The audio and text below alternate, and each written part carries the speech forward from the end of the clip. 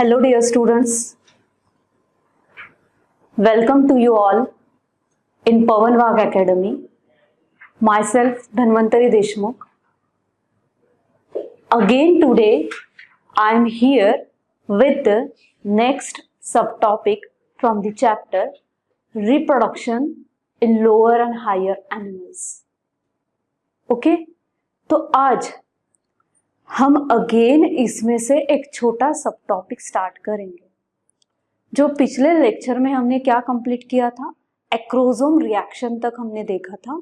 हमने ये देखा था कि किस तरह से फर्टिलाइजेशन हुआ और फर्टिलाइजेशन कोन का फॉर्मेशन हुआ और प्लाज्मा मेम्ब्रेन जो थी एग की और स्पर्म की वो किस तरह से डिसॉल्व हो गई और उसके बाद जो एग के अंदर स्पर्म का न्यूक्लियस और सेंट्रियोल दोनों ने एंट्री ले ली है और उसके बाद जाइगोट का फॉर्मेशन हो चुका है। अब जाइगोट का फॉर्मेशन तो हुआ है, बट अभी अगेन हमको ये बात हमको ध्यान में रखनी है कि हमने देखा था स्टार्टिंग में, जब हमने पिछले लेक्चर में देखा था स्टार्टिंग में कि 100% स्पर्म्स हमने परसेंटेज वाइज देखा था, क्योंकि मिलियंस ऑफ स्पर्म जो है वो एंट्री लेंगे फीमेल रिप्रोडक्टिव ट्रैक्ट में, बट उस वक्त हमने उसे किस तरह से देखा था परसेंट वाइज। तो 100% स्पर्म ने एंट्री ली और उसमें से कुछ स्पर्म थे जिनका कैपेसिटेशन हुआ और कुछ स्पर्म थे जिन्होंने जाके उस एग को फर्टिलाइज किया।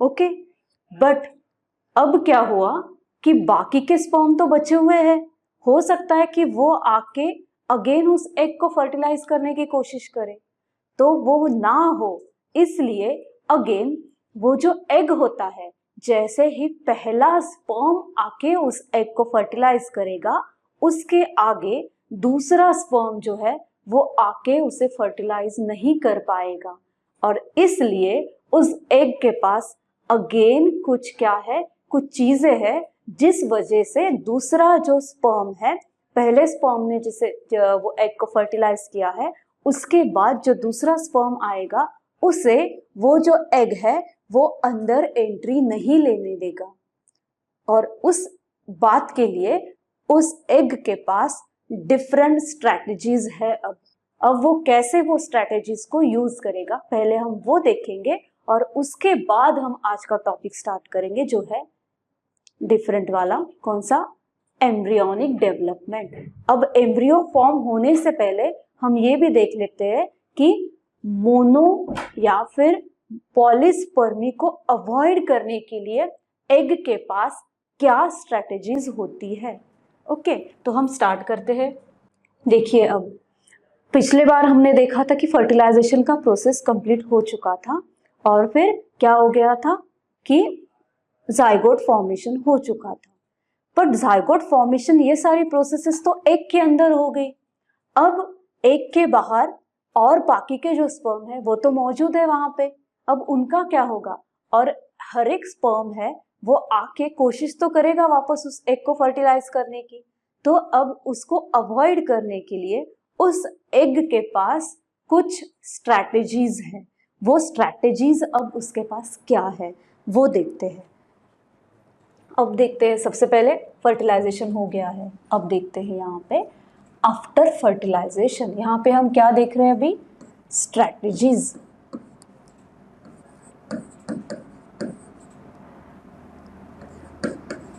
Strategies to avoid polyspermy.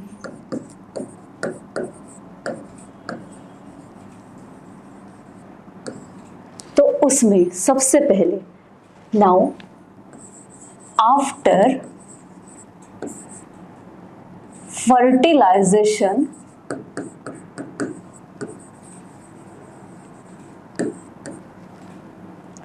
क्या होगा। अब यहाँ पे फर्टिलाइजेशन तो हमने पिछले बार ही देख लिया कि कंप्लीट हो चुका है, अब वापस वो फर्टिलाइजेशन के कंप्लीशन के प्रोसेस के बाद वाला हम स्टार्ट करते हैं। तो यहाँ पे क्या होगा, जब after fertilization when sperm touches, to whom sperm is going to touch, sperm किसे टच करेगा अभी वापस यहाँ पे, touches the vitelline membrane, vitelline membrane. अब वाइटेलाइन मेम्ब्रेन कहाँ पे था, जब पिछले स्लाइड में या फिर पिछले लेक्चर में हमने क्या देखा था, पिछले लेक्चर में हमने देखा था कि ये जो वाइटेलाइन मेम्ब्रेन है वो कहाँ पे प्रेजेंट था, जो इंटरनल मेम्ब्रेन था। वाइटेलाइन के ऊपर पेरीवाइटेलाइन था और पेरीवाइटेलाइन के ऊपर क्या था, ज़ोना पेल्यूसिडा था और ज़ोना पेल्यूसिडा के ऊपर क्या था, कोरोना रेडिएटा था। तो अब उस वाइटेलाइन मेम्ब्रेन को स्पर्म जो है उसका हेड टच करेगा। हमने देखा है अभी फर्टिलाइजेशन का प्रोसेस कंप्लीट हो चुका है, बट जिस वक्त स्पर्म जो है वो टच करेगा वाइटेलाइन मेम्ब्रेन को, उस वक्त क्या होगा, अब उस वक्त क्या होगा, कॉर्टिकल रिएक्शन होगी। Touches the vitelline membrane of egg, cortical reaction will take place. अब ये कौन सी रिएक्शन है, कॉर्टिकल रिएक्शन। कौन सी,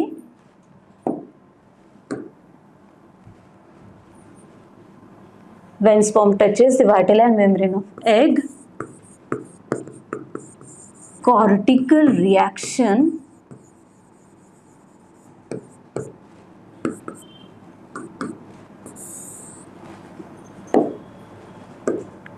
occurs। अब ये कॉर्टिकल रिएक्शंस क्या है, ये कॉर्टिकल्स क्या है और वो प्रेजेंट कहाँ होते हैं, इस बारे में हम बात करेंगे।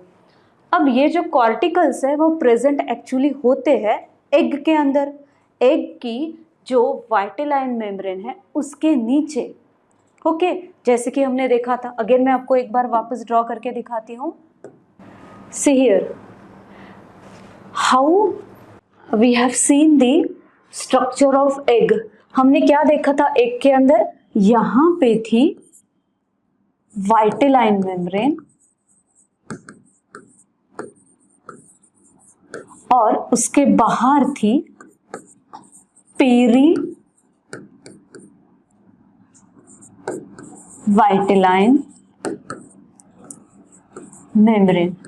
ओके, अब यहां पे ये जो अंदर वाली वाइटेलाइन मेम्ब्रेन होती है उसके नीचे आपको क्या दिखाई देगा कि उसके नीचे है कॉर्टिकल ग्रैन्यूल्स। ये ग्रैन्यूल्स कहाँ पे होते हैं, वाइटेलाइन मेम्ब्रेन के नीचे। ये सारी जो वाइटेलाइन मेम्ब्रेन है, जहां भी आपको वाइटेलाइन मेम्ब्रेन की कवरिंग दिखेगी उसके अंदर आपको क्या दिखेंगे, ये वाले हैं कॉर्टिकल ग्रैन्यूल्स। ये है कॉर्टिकल ग्रैन्यूल्स। ओके, अब ये जो कॉर्टिकल ग्रैन्यूल्स है ये करने क्या वाले हैं और किस वजह से हम कॉर्टिकल रिएक्शन इसे बोलते हैं। अब ये जो कॉर्टिकल ग्रैन्यूल्स है वो क्या करेंगे, वो वाइटेलाइन मेम्ब्रेन को चेंज करेंगे। क्या करेंगे, they will change the vitelline membrane, they will change the structure of vitelline membrane. अब वो कैसे करेंगे, देखिए यहाँ पे इसके आगे क्या होगा, नाउ कॉर्टिकल्स मीन्स ये वाले जो अंदर के कॉर्टिकल्स है वो क्या करेंगे, वाइटेलाइन मेम्ब्रेन के स्ट्रक्चर को चेंज करेंगे। Now the structure of vitelline membrane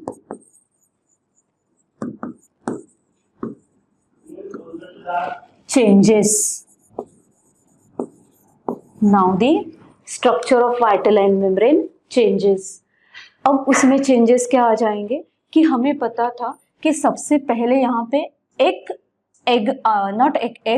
एक स्पर्म आया, उसने यहाँ पे एंट्री ले ली और एंट्री लेने के बाद आगे ये वाली जो वाइटेलाइन मेम्ब्रेन है अभी उसने क्या कर दिया, उसने सारे दरवाजे, दूसरे स्पर्म अंदर ना आए इसलिए उसने सारे दरवाजे अभी बंद कर दिए हैं। अब वो कैसे बंद कर दिए, उसने उसका स्ट्रक्चर चेंज कर दिया, थोड़ा सा हार्ड स्ट्रक्चर कर दिया ताकि जो भी स्पर्म आए अंदर उसके पास टच हो जाए वो अंदर एंट्री नहीं ले सकता, क्योंकि अभी ये वाली जो आउटर लेयर है वो हार्ड हो चुकी है, इसलिए स्पर्म अंदर नहीं आ सकेगा। और अगर वो अंदर नहीं आएगा तो that sperm will not be able to fertilize the egg. आगे ये बात समझ में। और उस वजह से क्या होता है, अभी यहाँ पे पॉलीस्पर्मी को अवॉइड किया जाता है। Polyspermy means what is mean by the term polyspermy, means multiple sperms are fertilizing the one egg. और उसको अवॉइड करने के लिए इस एग के पास अंदर क्या प्रेजेंट है, कॉर्टिकल ग्रैन्यूल्स। Got it. अब देखते हैं अगेन वो एक बात में तो मैंने आपको एक वर्ड में बोल दिया, एक सेंटेंस में बोल दिया कि उसने कैसे स्ट्रक्चर चेंज कर दिया और अवॉइड कर दिया, बट वो स्ट्रक्चर हार्ड तो करेगा। उसके साथ वो क्या करने वाला है, अब यहाँ पे जो रिसेप्टर्स प्रेजेंट थे, रिसेप्टर्स हमने देखा कि वो ज़ोना पेलुसिडा के पास रिसेप्टर्स थे प्रोटीन के फॉर्म में। जो रिसेप्टर्स किसके लिए थे, वो स्पर्म के लिए थे, बट अब वो रिसेप्टर्स भी वहां पे एब्सेंट होने वाले हैं, वो वहां पे प्रेजेंट नहीं रहेंगे, ताकि वो स्पर्म को रिसीव ना करे और स्पर्म की एंट्री उस एग के अंदर ना हो। ओके, तो अब अगेन हम आगे का देखते हैं। Now the structure of vitelline membrane changes. कैसे चेंज होगा, बाय अगेन चेंज कैसे होगा, by deactivating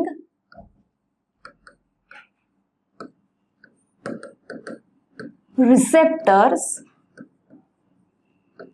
by deactivating receptors on the egg membrane, on the egg membrane।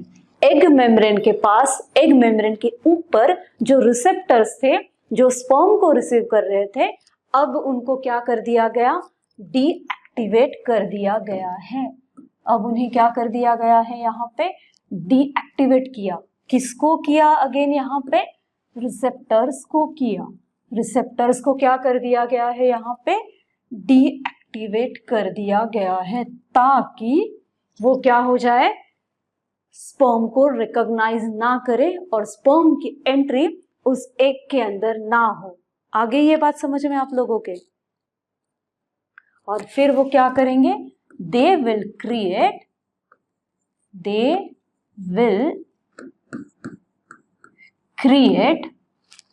what they are going to create now, they will create fertilizing space, fertilizing space. वो क्या create करेंगे अभी यहाँ पे, fertilising space. और वो स्पेस क्रिएट होने के बाद क्या होगा अब यहाँ पे, and prevents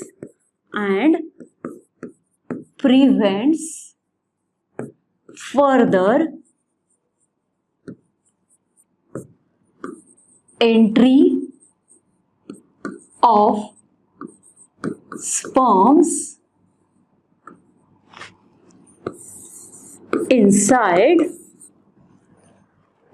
what, inside egg membrane, inside egg membrane। Egg membrane के अंदर अब स्पर्म की एंट्री क्या कर दी गई है, उसको वो जो रिसेप्टर्स थे उनको डीएक्टिवेट कर दिया है, और अब स्पर्म को एंट्री एग के अंदर नहीं दी जाएगी। Got it. अब ये बात आपको समझ में आ गई। और इस प्रोसेस को क्या बोलते हैं हम, here what they are doing, they are avoiding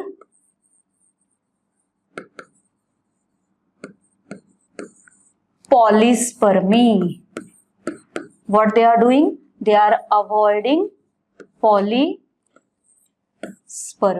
यहाँ पे क्या हुआ है, they are avoiding the process of polyspermy.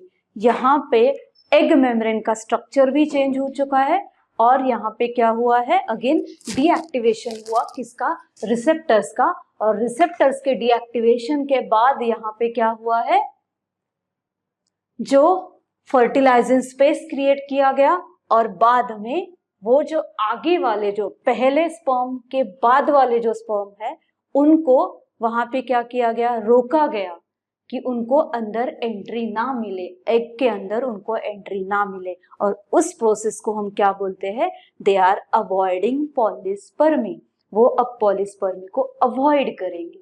Okay, और अब इसके साथ ही और एक चीज बाकी है इसमें, उसको देखते हैं हम आगे। देखो अभी अगेन हमने जैसे oogenesis में पढ़ा था कि जो ओवम होता है वो मेटाफेज 2 में रहता है बाद में, और जैसे ही उस ओवम को एग की उस ओवम को स्पर्म जो है, स्पर्म अगर आके उसे फर्टिलाइज कर दे तो तभी वो आगे की स्टेप्स में जाएगा, या अगर उसमें फर्टिलाइजेशन का प्रोसेस नहीं हुआ तो वो मेटाफेज 2 के स्टेज में ही रहेगा। तो अब हमें क्या करना है, क्या सीखना है, हाउ टू एक्टिवेट और how the activation of ovum is going on. Ovum का एक्टिवेशन अब कैसे होगा, तो इस प्रोसेस को हम क्या बोलेंगे, activation of ovum.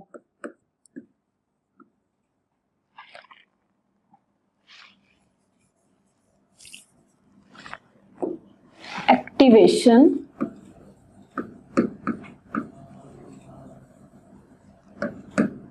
Of ovum. Ovum का एक्टिवेशन अब कैसे होने वाला है ये देखेंगे हम लोग। तो पहले ओवम किस में था, ओवम था पहले मेटाफेज 2 स्टेज में। Now before fertilisation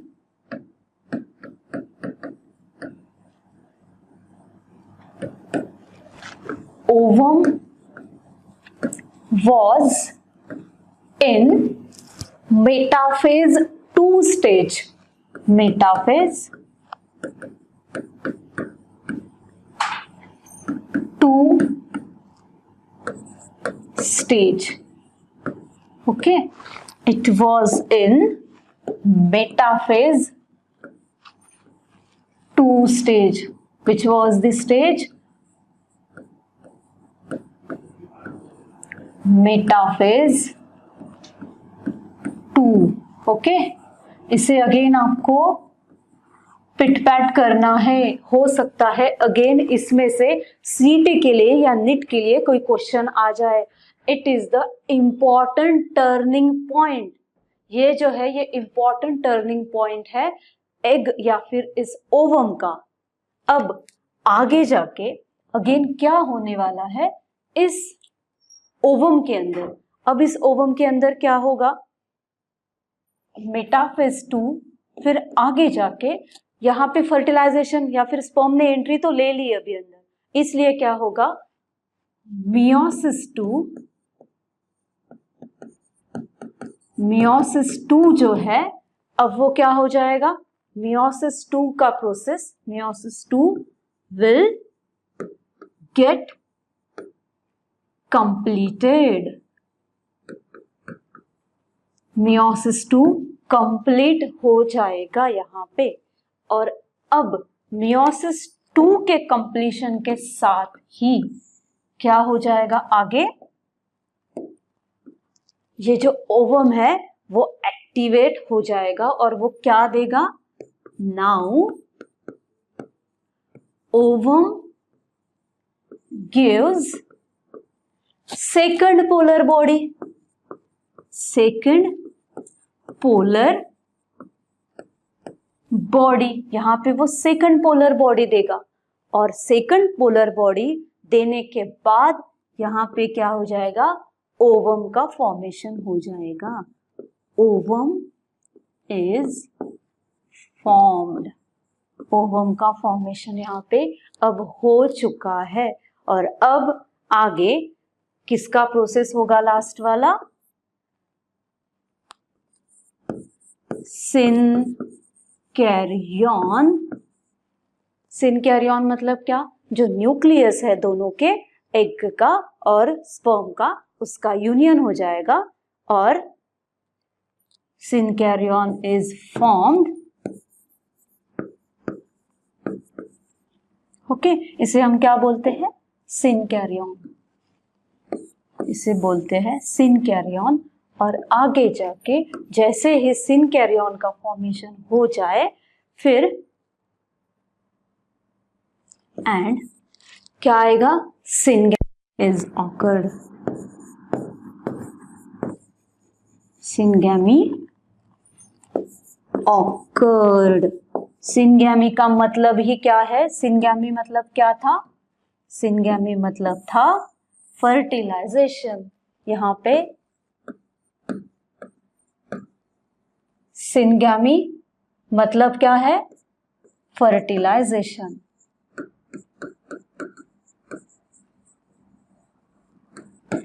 got it. यहां पे हमारा फर्टिलाइजेशन का प्रोसेस कंप्लीट हो चुका है। ओके, यहाँ पे हमने अब ओवम में भी क्या चल रहा था ये भी बात की है कि ओवम में जैसे हमने oogenesis में देखा था, oogenesis में हमने क्या देखा था कि वो जो ओवम है उसका डेवलपमेंट हो गया, फर्स्ट पोलर बॉडी भी चली गई, फर्स्ट पोलर बॉडी निकल के आ गई थी, उसके बाद वो जो ओवम था उसको ट्रैप किया गया था मियोसिस के मेटाफेज 2 में।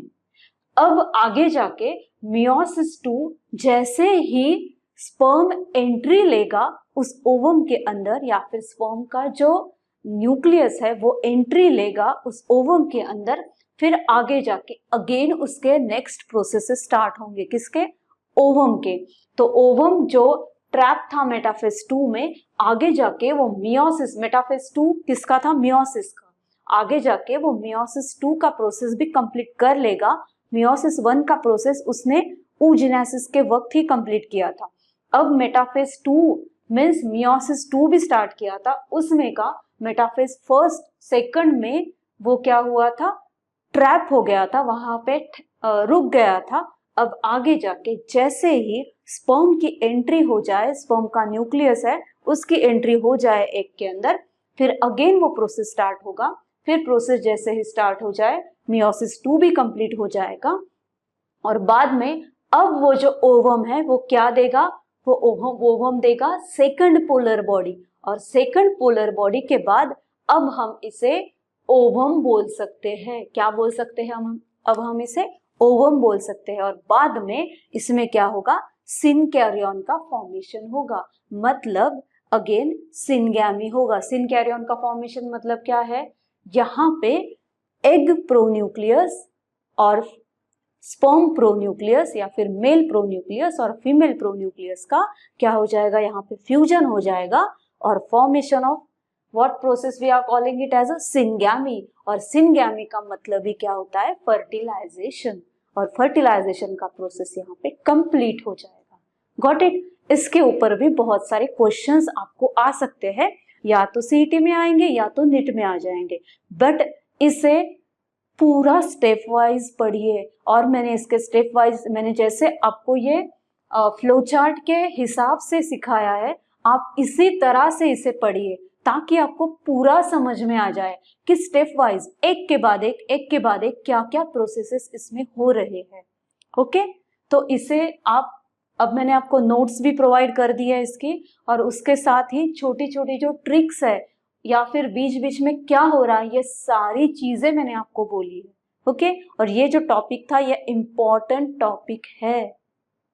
अब हम स्टार्ट करते हैं नेक्स्ट टॉपिक, एम्ब्रियोनिक डेवलपमेंट।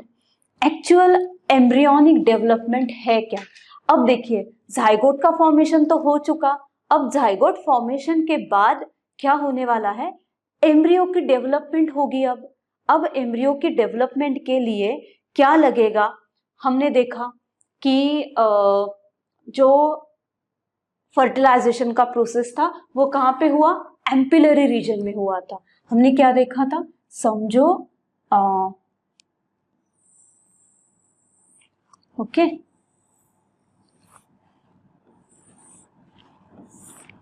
अब ये है यूटेरस और यहाँ पे हमने क्या देखा कि ये थी फिम्बरी, और यहां से अगेन वो ओवरी थी, यहां से आ गया ओवम, और ओवम चला गया अंदर, और यहां से आ गए स्पर्म, और यहां पे आ गए वो, और यहां पे क्या हो गया था, फर्टिलाइजेशन हो गया था, मतलब सिनगैमी का प्रोसेस हो चुका था। बट इस एम्पिलरी रीजन में फर्टिलाइजेशन तो हो गया, बट अब यहाँ पे एम्ब्रियो डेवलप हो जाएगा। अब हम जाइगोट, एक बार फर्टिलाइजेशन हो जाए तो हम इसे क्या बोलेंगे, जाइगोट, और फिर इस जाइगोट का अब क्या होने वाला है, एम्ब्रियो में डेवलपमेंट होगा। अब अगर इस जाइगोट से एम्ब्रियो बनेगा तो अगेन वो स्टेप बाय स्टेप प्रोसेस है। अब वो प्रोसेस किस तरह से होगा वो हम देखते हैं। अब अगेन अगर इस जाइगोट को एम्ब्रियो बनना है तो यहाँ पे क्या होगा, हमने जैसे गैमेटोजेनेसिस में दो प्रोसेसेस देखे थे। कौन से देखे थे, स्पर्मेटोजेनेसिस और oogenesis। दोनों में हमने फर्स्ट वाले फेज में, दोनों में फर्स्ट वाला फेज था मल्टीप्लिकेशन फेज, और मल्टीप्लिकेशन फेज में हमने क्या देखा, बस मल्टीप्लिकेशन हो रहा था। ओके, साइज में कुछ बढ़ नहीं रहा था, बस मल्टीप्लिकेशन हो रहा था, सेल्स जो है वो मल्टीप्लाई हो रहे थे। अब उसी तरह यहाँ पे क्या होगा, जो जाइगोट है उस जाइगोट का क्या होगा, मल्टीप्लिकेशन होगा। अब देखिए यहाँ पे क्या होगा, जाइगोट तो फॉर्म हो चुका था। ओके, अब जाइगोट फॉर्मेशन के बाद आगे एम्ब्रियो फॉर्मेशन के लिए क्या होने वाला है, यहाँ पे मल्टीप्लिकेशन का प्रोसेस होगा। तो ये जाइगोट क्या करेगा, जाइगोट विल डिवाइड, बट ये जो डिवीजन होने वाला है कैसा होगा, मियोटिकली होगा या माइटोटिकली होगा, कैसे होगा, बस क्या होना है अभी यहाँ पे, जाइगोट को उसके सेल्स के नंबर में इंक्रीज होना चाहिए। तो वो इंक्रीज होने के लिए कैसा होगा ये डिवीजन, डिवाइड माइटोटिकली, माइटोसिस होगा अब यहाँ पे,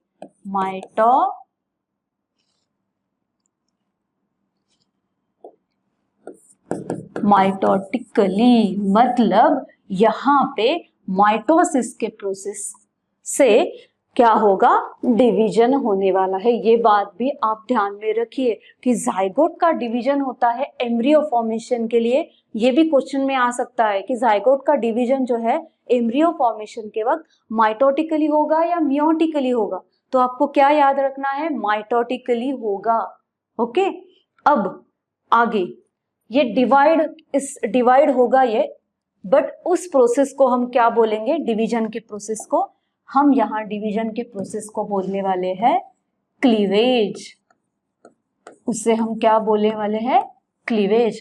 अगर एम्ब्रियो फॉर्म होना चाहिए जाइगोट से तो उसे डिवाइड होना चाहिए, मीन्स उसका क्या होना चाहिए, क्लीवेज होना चाहिए। और ये जो क्लीवेज है वो कैसे होने वाला है, माइटोटिकली होने वाला है। अब ये वाला जो क्लीवेज होगा वो कैसा होगा, होलोब्लास्टिक। ह्यूमंस में, क्योंकि हम लोग यहाँ पे क्या पढ़ रहे हैं, ह्यूमन रिप्रोडक्टिव सिस्टम, तो यहाँ पे ह्यूमंस में जो क्लीवेज होता है वो कौन सा होता है, holoblastic. Holoblastic cleavage occurs, holoblastic cleavage यहाँ पे होने वाला है अभी। अब आगे जाके क्या होगा, इस होलोब्लास्टिक क्लीवेज को हम क्या बोलते हैं, कंप्लीट क्लीवेज बोलते हैं इसे। कैसा क्लीवेज बोलते हैं, कंप्लीट क्लीवेज करके हम इसे जानते हैं। अब देखते हैं अगेन और एक बात है, ये जो क्लीवेज है ये क्लीवेज तो होने वाला है, बट वो क्लीवेज किस हिसाब से होगा कि कितनी अमाउंट का योक उस एग में प्रेजेंट है। मैंने पिछले बार आपको बोला था, देखिए मैं अगेन आपको एक डायग्राम निकाल के दिखाती हूँ।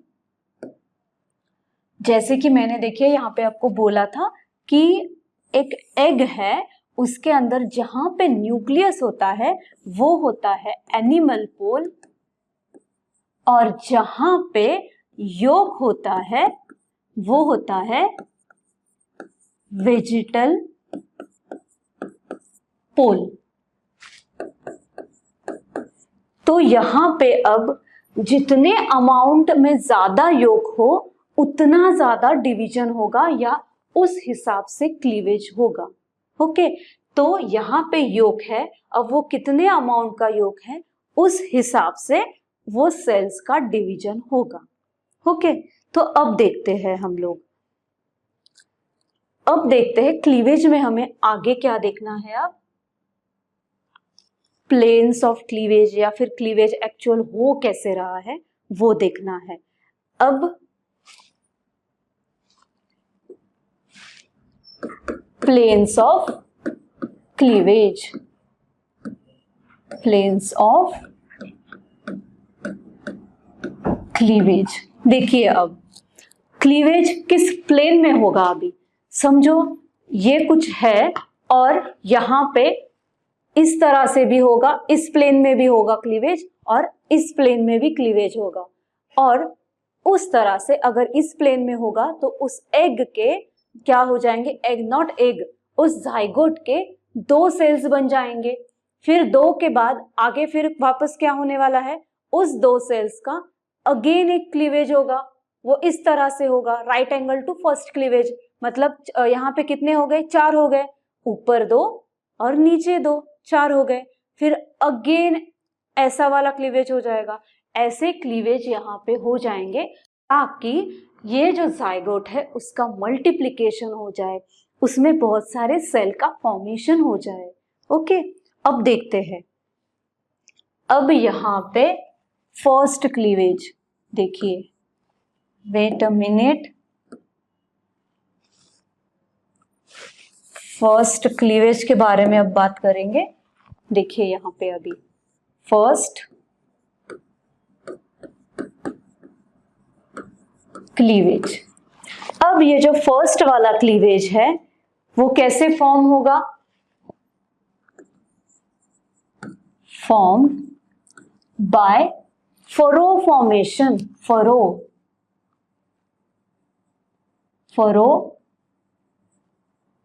फॉर्मेशन। फरो मतलब क्या होता है, अब वहां पे बीच में आपको एक फरो फॉर्मेशन होता हुआ दिखेगा। मतलब समझो, अब देखिए, अब समझो ये एग है,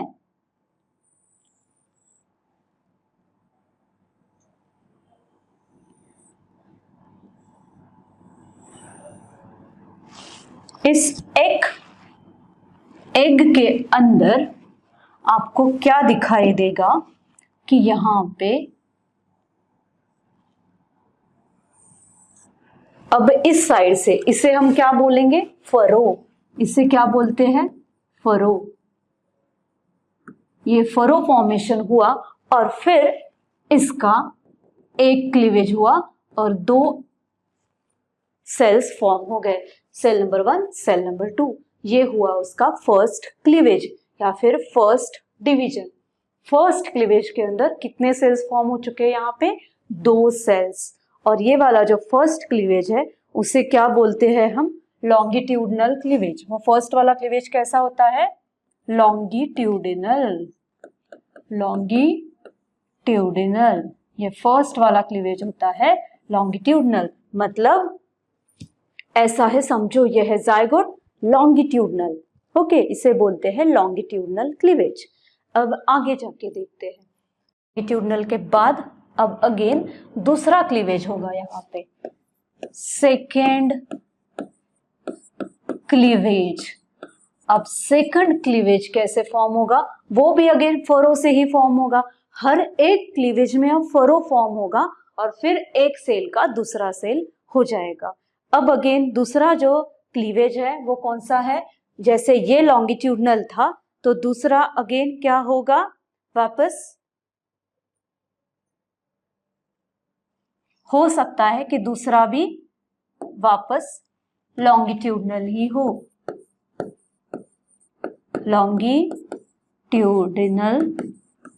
ही हो, दूसरा भी लॉन्गिट्यूडनल होगा।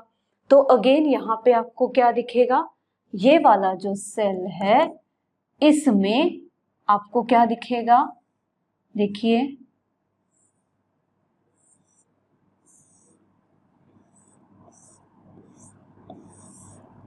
ओके। अब यहाँ पे आपको दिखेगा ये वाला 1 2 3 और 4, मतलब यहाँ पे कितने सेल्स फॉर्म हो गए। अगर हम इसे ऐसा देखें तो हमें क्या दिखेगा, 1 2 3 और 4, कितने सेल्स फॉर्म हो गए, यहाँ पे 2 थे, यहाँ पे 4 हो गए। देखिए यहाँ पे कितने सेल थे, 2 थे, यहाँ जाके वो कितने बन गए, 4 बन गए। ये वाला फर्स्ट क्लीवेज था और ये वाला सेकेंड क्लीवेज था। फर्स्ट क्लीवेज पे हमें 2 सेल्स मिले, सेकंड क्लीवेज पे हमें 4 सेल्स मिले। अब आगे जाते हैं वापस हम लोग, अब आगे जाके वापस थर्ड क्लीवेज होगा। थर्ड क्लीवेज पे हमें क्या मिलेगा, दोनों लॉन्गिट्यूडनल थे, अब हमें मिलेगा, कैसे मिलेगा अभी, हॉरिजॉन्टल या फिर vertical.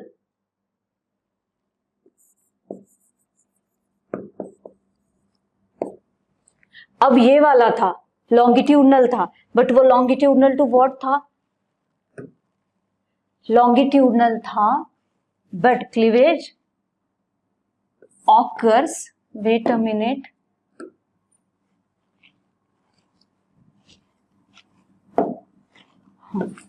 occurs right angle to first cleavage, occurs right angle to first cleavage. मतलब समझो अगर पहला वाला क्लीवेज ऐसा गया था तो उसको राइट एंगल ऐसा जाएगा, ये फर्स्ट वाला अगर ऐसा है तो दूसरा वाला ऐसा जाएगा, फर्स्ट वाला ऐसा दूसरा वाला ऐसा, राइट एंगल है फर्स्ट क्लीवेज को। अब तीसरा हमने देखा, तीसरा कैसा था, वर्टिकल था। कैसा था,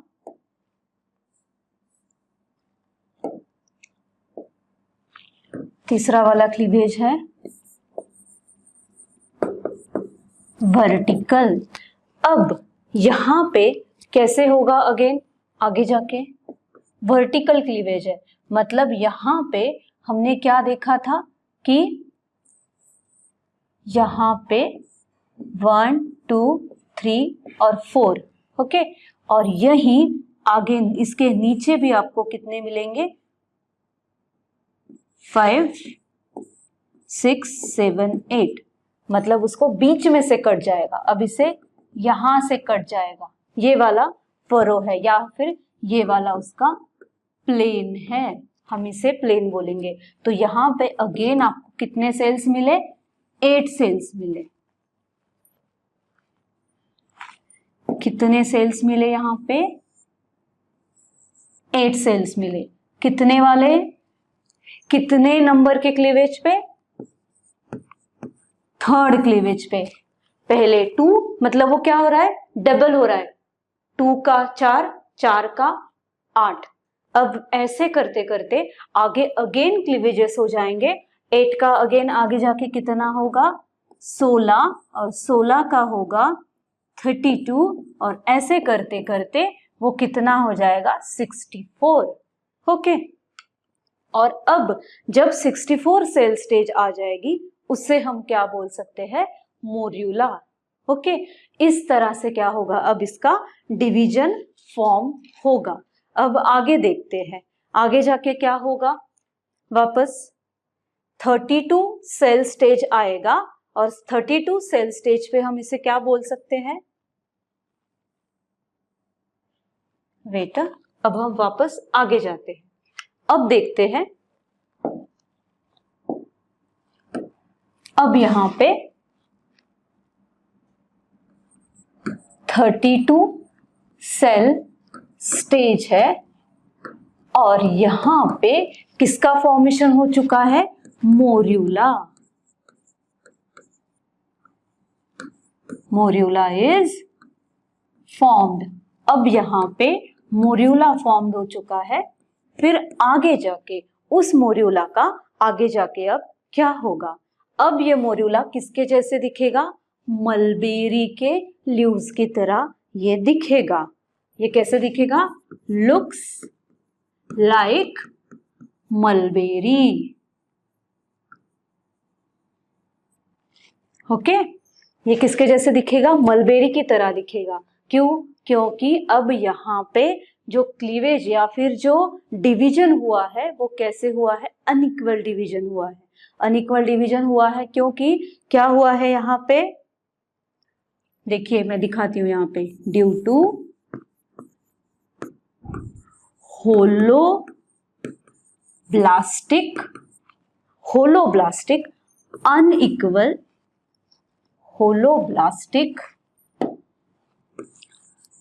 unequal division. Holoblastic unequal division, यहाँ पे इसे याद रखिएगा, होलोब्लास्टिक और कैसा? Unequal division. ये बात अगेन आपके निट या सीईटी में आ सकता है। क्लीवेज तो होलोब्लास्टिक है बट वो डिवीजन कैसी है? अनइक्वल डिवीजन है। यहाँ पे क्लीवेज होलोब्लास्टिक है, कंप्लीट क्लीवेज है, बट डिवीजन अनइक्वल हो रही है यहाँ पे। ओके, अब आगे देखते हैं। देखिए अब आगे जाके आपको क्या दिखेगा कि यहाँ पे जो आउटर लेयर है, outer layer of cells, outer layer of cells, कौन सी सेल्स है? आउटर लेयर के जो सेल्स है वो आर स्मॉलर। आउटर लेयर के जो सेल्स है वो कैसे है? स्मॉलर है, और उनको हम लोग क्या बोलेंगे? माइक्रोमियर्स। उसे हम क्या बोलेंगे अब? माइक्रोमियर्स। माइक्रोमियर्स, उन्हें हम क्या बोलेंगे? माइक्रोमियर्स। ये जो सेल्स है आउटर, बाहर वाले जो सेल्स है। देखिए अब डिवीजन हुआ, उसके बाद क्या हुआ यहाँ पे? जैसे कि समझो ये है एक जाइगोट और वहां पे क्लीवेज चल रहा है। इस साइड में आउटर लेयर बोलेंगे हम इसे, वहां पे कौन से सेल्स फॉर्म हो चुके हैं? स्मॉलर। बाहर के सेल्स स्मॉल है और जो अंदर वाले हैं, सेंट्रल पोजीशन वाले हैं, वो कैसे है? बड़े वाले हैं। वो कैसे है? लार्जर है।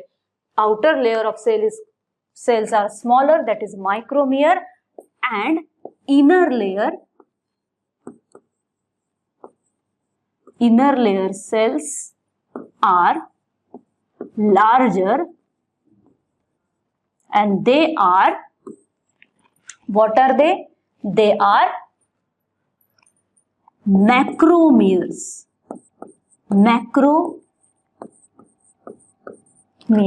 जो अंदर के सेल है वो मैक्रोमियर, जो बाहर के है वो माइक्रोमियर। अब अगेन आपको ये बात तो समझ में आ गई, कौन से माइक्रोमियर्स है, कौन से मैक्रोमियर्स है, और वो कैसे फॉर्म हुए, उनका कैसा डिवीजन था? अनइक्वल डिवीजन था।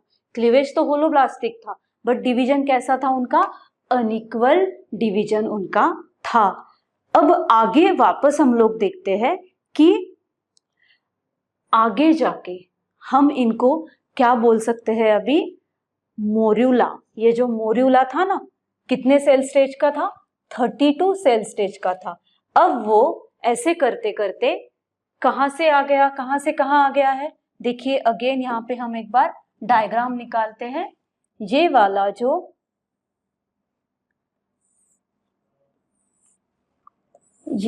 जो यूटेरस था, वेट अ मिनट, अच्छे से निकालती हूँ थोड़ा ताकि आपको समझ में आ जाए। देखिए अगेन ये वाला है यूटेरस।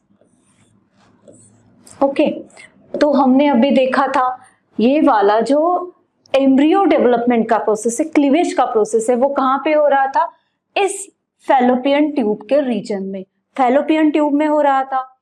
और आगे जाके जैसे ही ये 32 सेल स्टेज पे आ गया, अब ये कहाँ जाने लगा? ये जा रहा है इस यूटेरस की तरफ, ये वाला है यूटेरस। अब ये वापस यूटेरस की तरफ जा रहा है। देखो ये कॉम्प्लिकेटेड है, ऐसे मैंने पहले स्टार्टिंग में बोला था पिछले वाले लेक्चर में। क्यों बोला था? क्योंकि पहले ये स्पर्म एंट्री करेंगे वजाइना से, फिर वो जाएंगे यूटेरस की तरफ, यूटेरस से वापस वो फैलोपियन ट्यूब में जाएंगे।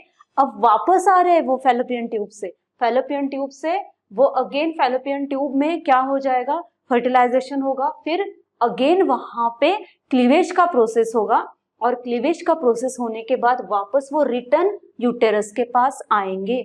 और वैसे ही अब यहाँ तक तो आ गए, फिर आगे वो क्या करेंगे, again they are returning to the uterus. अब यहाँ पे आने के बाद अगेन वो क्या करेंगे, मोर्यूला, ये जो मोर्यूला था ये वाला मोर्यूला reaches to यूटेरस। ओके, देखो ये भी बहुत इंपॉर्टेंट है सीईटी या फिर नीट के हिसाब से, कि मोर्यूला स्टेज तक जब डिवीजन हो जाएगा, मतलब 32 सेल स्टेज तक जब डिवीजन हो जाएगा, तभी वो यूटेरस की तरफ आएगा। ओके, अब आगे का देखते हैं। अब आगे देखिए क्या हो जाएगा, मोर्यूला सेल तक, मोर्यूला तक तो उसका क्या हो गया, डिवीजन हो गया है, मतलब कहां तक, 32 सेल स्टेज तक तो डिवीजन हो चुका है अब, और मोर्यूला वो बन चुका है। बट अभी भी उसको कवरिंग किसका है, ज़ोना पेल्यूसिडा का, जिसके बारे में हमने लास्ट लेक्चर में देखा था, ज़ोना पेल्यूसिडा। और वो ज़ोना पेल्यूसिडा, उसका फंक्शन भी मैंने बोला था लास्ट लेक्चर में आपको, क्या था कि ज़ोना पेल्यूसिडा का काम क्या होता है, वो सराउंड करके रहता है, जिसका काम है कि जो एम्ब्रियो है, एम्ब्रियो यूटेरस की तरफ वापस आ रहा है अभी, और वो जो एम्ब्रियो है उसको सराउंडिंग किसका है, ज़ोना पेल्यूसिडा का। और वो ज़ोना पेल्यूसिडा के वजह से वो जो एम्ब्रियो है वो गलत जगह पे जाके इम्प्लांट नहीं होगा, ये रोल है ज़ोना पेल्यूसिडा का। तो अब ज़ोना पेल्यूसिडा का काम वो ज़ोना पेल्यूसिडा चालू रखेगा। अब वो क्या करेगा, देखो यहाँ पे, now embryo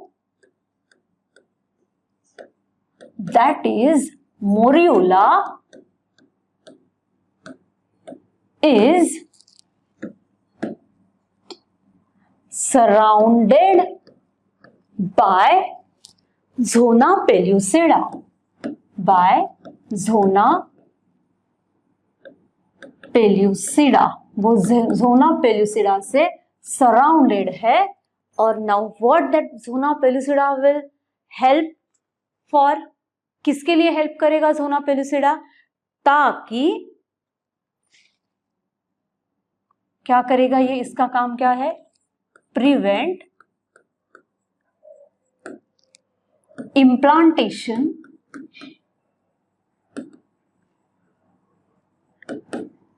of embryo, prevents implantation of embryo. कहाँ एम्ब्रियो का इम्प्लांटेशन नहीं होगा, गलत जगह पे एम्ब्रियो का इम्प्लांटेशन नहीं होगा, प्रिवेंट्स इम्प्लांटेशन ऑफ एम्ब्रियो, या फिर हम डायरेक्टली ऐसे बोलेंगे इसे, prevents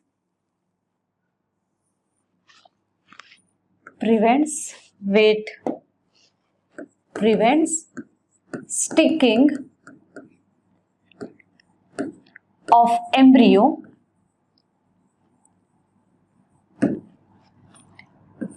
to the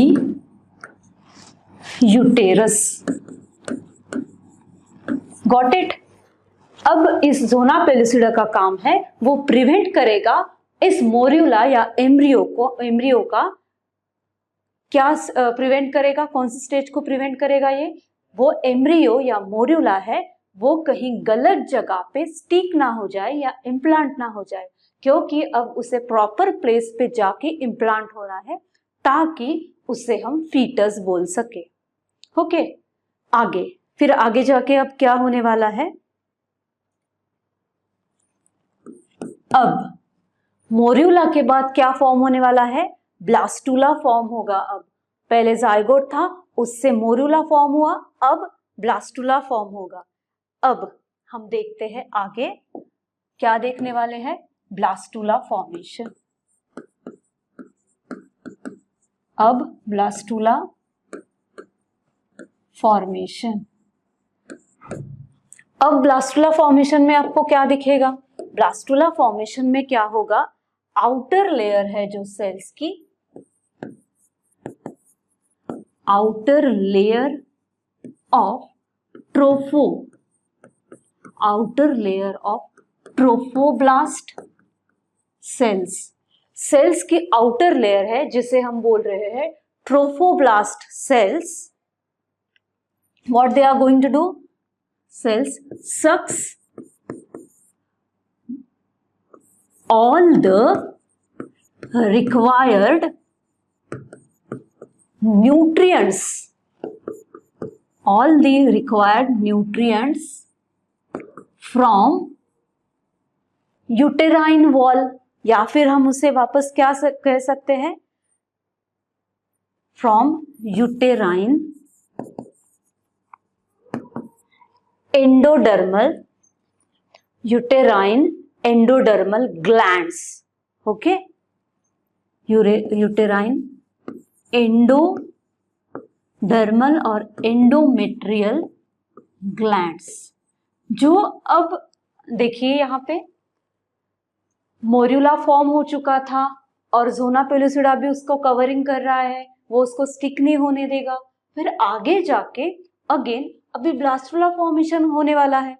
blastula formation अब कैसे होगा, तो आउटर लेयर जो है ये मोर्यूला की, जो जोना पेलुसिडा की है, और उसके साथ ही वहां पे ट्रोफोब्लास्ट सेल्स भी है, और ये जो ट्रोफोब्लास्ट सेल्स है आउटर लेयर वाली, जहां पे हमने देखा था ना माइक्रोमियर्स देखे थे, अब वो क्या करेंगे, डायरेक्टली जो एंडोमेट्रियल ग्लैंड्स है उनके अंदर जो भी न्यूट्रिशियस मटेरियल है उसे वो सक कर लेंगे, उसे वो अंदर ले लेंगे, उसको वो एब्जॉर्ब कर लेंगे।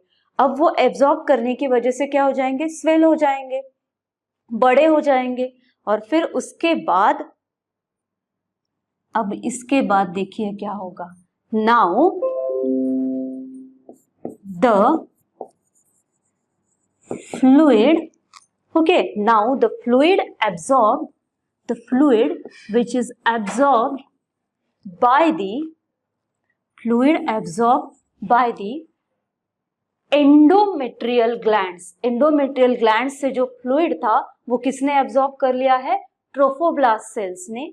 अब क्या होगा, the fluid absorbed by किससे, ट्रोफोब्लास्ट सेल्स, वो फ्लूइड को एब्जॉर्ब कर लेंगे, फिर क्या होगा, and collects in a central cavity, in a central cavity, एक बीच में एक कैविटी बनेगी जिसके अंदर क्या होगा, ये सारा जो फ्लूइड है वो कलेक्ट हो जाएगा। Got it. और उस कैविटी को क्या बोलेंगे, that cavity is known as blastocoel. क्या बोलेंगे उस कैविटी को, ब्लास्टोसिल। और अगेन ये वाला जो पार्ट है ये इंपॉर्टेंट पार्ट है। अब ब्लास्टोसिल का फॉर्मेशन हो चुका है।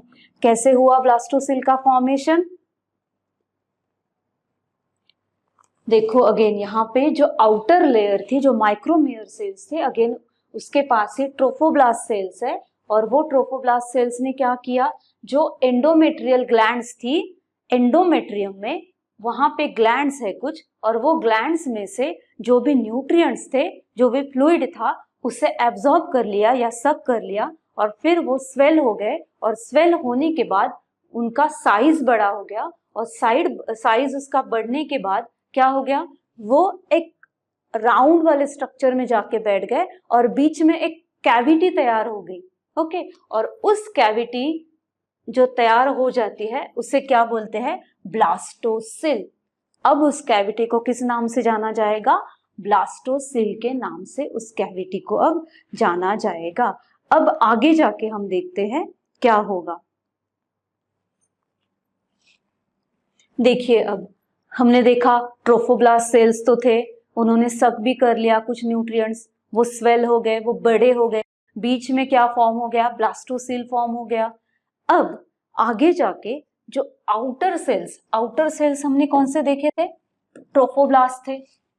देखिए यहाँ पे अब आउटर सेल्स जो थे वो कौन से थे? Trophoblast sales. आउटर सेल्स है वो है ट्रोफोब्लास्ट सेल्स, और जो इनर सेल्स है, इनर सेल का जो मास है वो है एम्ब्रियोब्लास्ट सेल्स। इनर सेल्स है एम्ब्रियोब्लास्ट सेल्स। अब ये दो सेल्स है, बाहर के ट्रोफोब्लास्ट, अंदर वाले एम्ब्रियोब्लास्ट। बट अब क्या होने वाला है? अब यहाँ पे क्या दिखेगा? पोलैरिटी दिखेगी। अब यहां से क्या दिखेगा आपको? उस वो जो एम्ब्रियो है वो क्या दिखाएगा? Now polarity is seen. Now polarity is seen. यहाँ पे आपको पोलैरिटी दिखेगी। अब ब्लास्टोसिल के फॉर्मेशन के बाद क्या दिखेगा? पोलैरिटी दिखेगी। और अब जो इनर सेल मास आपने देखा वो कौन सा था? ट्रोफोब्लास्ट सेल का देखा। कौन सा देखा? इनर सेल मास जो ट्रोफोब्लास्ट सेल्स का था वो कैसे आएगा? अगेन अभी देखिए यहाँ पे इनर सेल मास, और वो जो इनर सेल मास था वो किसका था? वो किस एंड पे था? एम्ब्रियोनल एंड पे था इनर सेल मास। और उसके साथ ही उसके अपोजिट साइड पे, इसके अपोजिट साइड पे आपको क्या दिखा? इसके अपोजिट साइड पे जो इनर सेल मास था वो एम्ब्रियोनल एंड पे था। मतलब एम्ब्रियोनल एंड मतलब जो न्यूक्लियस वाला साइड, जिस मतलब एनिमल पोल, और उसके अपोजिट साइड पे वेजिटल पोल पे आपको क्या दिखा? A embryonal end. A embryonal end. Okay, अब यहाँ पे पोलैरिटी दिख रही है आपको, वो इस तरह से दिखी। किस तरह से? जो इनर सेल मास था उस तरफ आपको क्या दिखा? एम्ब्रियोनल एंड जो था वहां पे इनर सेल मास चला गया, और जो उसका अपोजिट साइड है, मतलब इनर सेल मास का या फिर एम्ब्रियोनल एंड का अपोजिट साइड है अ एम्ब्रियोनल एंड। मतलब ये दूसरे वर्ड्स में क्या? एम्ब्रियोनल एंड मतलब कौन सा है? जहां पे न्यूक्लियस दिखाई देता है वो है एम्ब्रियोनल एंड, और जिस तरफ आपको योग दिखेगा वो है अ एम्ब्रियोनल एंड। अब आगे इसके साथ ही blastocyst is fully formed. Blastocyst अब क्या हुआ है? टोटली फॉर्म्ड हो चुका है, और इसके फॉर्मेशन के साथ ही वो डेवलप्ड भी हो चुका है। Formed and developed. Fully formed भी हुआ है और वो फुल्ली डेवलप्ड भी हो चुका है।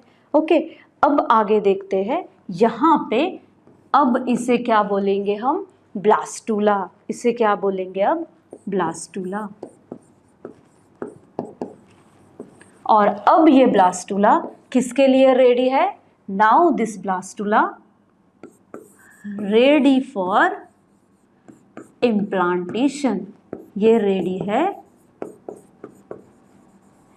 इम्प्लांटेशन के लिए। अब यहाँ पे इसका इम्प्लांटेशन हो सकता है, और ये इम्प्लांटेशन के लिए रेडी है।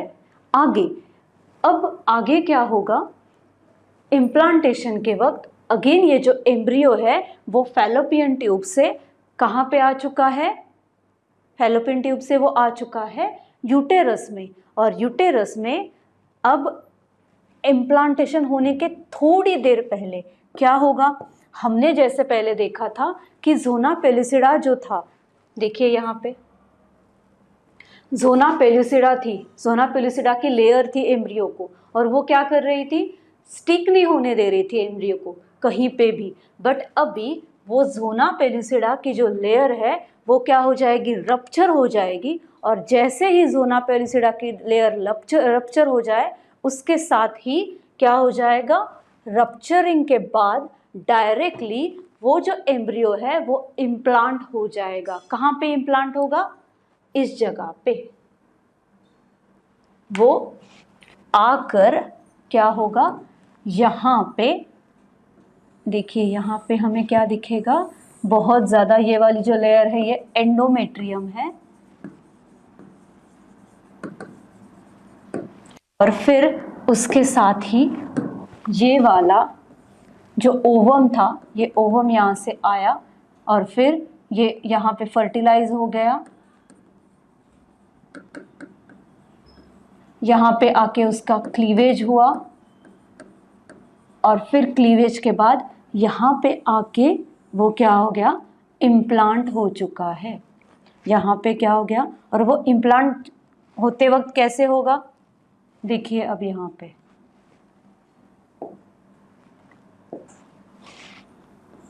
पे ये इम्प्लांट हो जाएगा, और उसी के साथ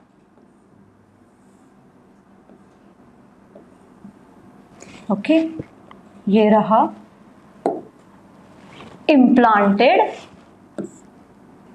इम्प्लांटेशन हो गया है, इम्प्लांटेड एम्ब्रियो। ओके, यहाँ पे अब एम्ब्रियो का इम्प्लांटेशन हो चुका है, और ये वाला है last part of today's lecture. अब यहाँ पे देखते हैं कि इम्प्लांटेशन हो चुका है, अब कैसे हुआ, ज़ोना पेलुसिडा रप्चर्स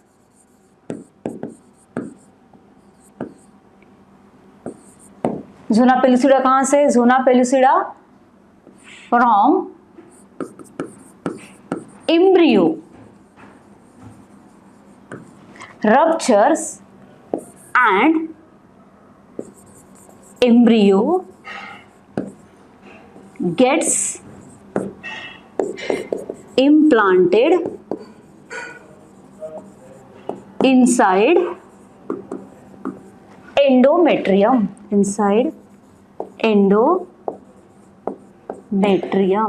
एंडोमेट्रियम के पास में या फिर एंडोमेट्रियम की लेयर में अब उस एम्ब्रियो का इम्प्लांटेशन हो गया। ओके, ये सारी चीज़ें हमने आज के लेक्चर में देखी। कल के लेक्चर में, इसके पहले के लेक्चर में हमने क्या देखा था कि फर्टिलाइजेशन एक्चुअल कैसे हुआ। आज हमने देखा जाइगोट से लेकर इम्प्लांटेशन तक का प्रोसेस। ओके, सबसे पहले जाइगोट था, फिर जाइगोट का क्या हुआ, डिवीजन हुआ, उसके क्लीवेजेस हुए, तो यहाँ पे अगेन डिवीजन जो हुआ वो कैसा हुआ, माइटोटिकली डिवाइड हुआ। माइटोटिकली डिवाइड होने के बाद यहाँ पे जो क्लीवेज होता है वो कैसा था, होलोब्लास्टिक था, मतलब वो कैसा था, कंप्लीट क्लीवेज था। और कंप्लीट क्लीवेज के साथ ही यहाँ पे फर्स्ट क्लीवेज पे आपको क्या दिखा कि 2 सेल्स फॉर्म हो गए। फर्स्ट क्लीवेज जो था वो कैसा था, लॉन्गिट्यूडनल था। सेकंड क्लीवेज अगेन लॉन्गिट्यूडनल था, उसके फर्स्ट क्लीवेज में जो 2 सेल्स थे उसके अगेन उसको राइट एंगल में कट दिया गया, राइट एंगल के प्लेन में, फिर उसके अगेन 4 सेल्स बने। फिर नेक्स्ट थर्ड क्लीवेज में आपको कैसा प्लेन में क्लीवेज किया, वर्टिकल प्लेन में किया। अगेन वर्टिकल प्लेन में अगर क्लीवेज हुआ तो वहाँ पे 8 सेल्स मिले। ऐसा करते करते 8 के 16 हुए, 16 के 32 हुए, और 32 सेल स्टेज पे आपको क्या मिला, मोर्यूला मिला। और बाद में वो जो मोर्यूला था, अब वो मोर्यूला कहाँ जा रहा है या फिर कैसा दिख रहा है, वो दिख रहा है मलबेरी के जैसा। और आगे वो मोर्यूला अब आएगा फैलोपियन ट्यूब से यूटेरस की तरफ, और वहाँ पे क्या हो जाएगा, उसका अनइक्वल डिवीजन होगा। है तो वो होलोब्लास्टिक बट अनइक्वल डिवीजन होगा, और अनइक्वल डिवीजन के साथ ही बाहर का जो लेयर था एम्ब्रियो का वो था स्मॉलर सेल्स का, जिसे हम बोल रहे थे माइक्रोमियर्स, और अंदर का लेयर था लार्जर सेल्स का जिसे हम बोल रहे थे मैक्रोमियर्स। और फिर वहाँ पे मोर्यूला अब आके कहाँ पे रुक गया है, यूटेरस के पास वो रुक चुका है। और रुकने के बाद यहाँ पे उसकी जो ज़ोना पेलिसिडा की लेयर थी वो सराउंडेड है उसे, और उसके साथ ही वो ज़ोना पेलिसिडा की जो लेयर है वो काम क्या करती है, वो ज़ोना पेलिसिडा की लेयर प्रिवेंट करती है स्टिकिंग ऑफ एम्ब्रियो, एम्ब्रियो को कहीं पे स्टिक नहीं होने देती। बट अगेन इसी के साथ ज़ोना पेलिसिडा का तो हमने देखा, मोरुला स्टेज तक देखा, बट मोरुला स्टेज पर आने के बाद वो जो एम्ब्रियो है अगेन वो क्या काम करता है, जैसे हमने देखा माइक्रोमियर और मैक्रोमियर तो यहाँ पे देखे हमने, बट अब उनके साथ हो क्या रहा है, उनके साथ अब वो जो ट्रोफोब्लास्ट सेल्स थे वो सेल्स क्या करेंगे, जो आउटर लेयर वाले सेल्स थे वो ज़्यादा से ज़्यादा जो न्यूट्रिएंट्स है जो कहाँ पे है, एंडोमेट्रियल ग्लैंड्स के पास है, उसे सक करेंगे और वो बड़े हो जाएंगे, स्वेल हो जाएंगे, और उस वजह से क्या हो जाएगा, बीच में एक कैविटी फॉर्म हो जाएगी, और उस कैविटी को हम क्या बोलेंगे, ब्लास्टोसिल बोलेंगे। और फिर वहाँ पे क्या हो जाएगा, ब्लास्टुला फॉर्मेशन हो जाएगा अब यहाँ पे। ओके, और बाद में यहाँ पे पोलैरिटी दिखेगी, कैसे दिखेगी, जो एम्ब्रियोनल एंड है, मतलब जो न्यूक्लियस का एंड है उसे हम, वो किससे बनेगा, इनर सेल मास से बनेगा, और अपोजिट साइड है जिसको हम बोलेंगे अएम्ब्रियोनल एंड, जो योक वाली साइड है। और बाद में अब ब्लास्टोसिस्ट पूरी तरह से फॉर्म हो जाएगा, और जैसे ही ब्लास्टोसिस्ट फॉर्म हो जाएगा वो ब्लास्टोसिस्ट जाएगा यूटेरस के पास, या फिर यूटेरस की एंडोमेट्रियम की लेयर में जाके वो वहाँ पे इम्प्लांट हो जाएगा। बट कब होगा इम्प्लांट, जैसे ही ज़ोना पेलिसिडा की लेयर रप्चर हो जाएगी वो जाके वहाँ पे इम्प्लांट हो जाएगा। यहाँ तक हमने कंप्लीट किया, इम्प्लांटेशन के प्रोसेस तक हमने कंप्लीट किया। बट एक्चुअल अभी इम्प्लांटेशन क्या, कैसे, कब होता है वो अब हम हमारे नेक्स्ट लेक्चर में देखेंगे। तब तक के लिए आप अपना ख्याल रखिए। Have a nice day, take care, bye.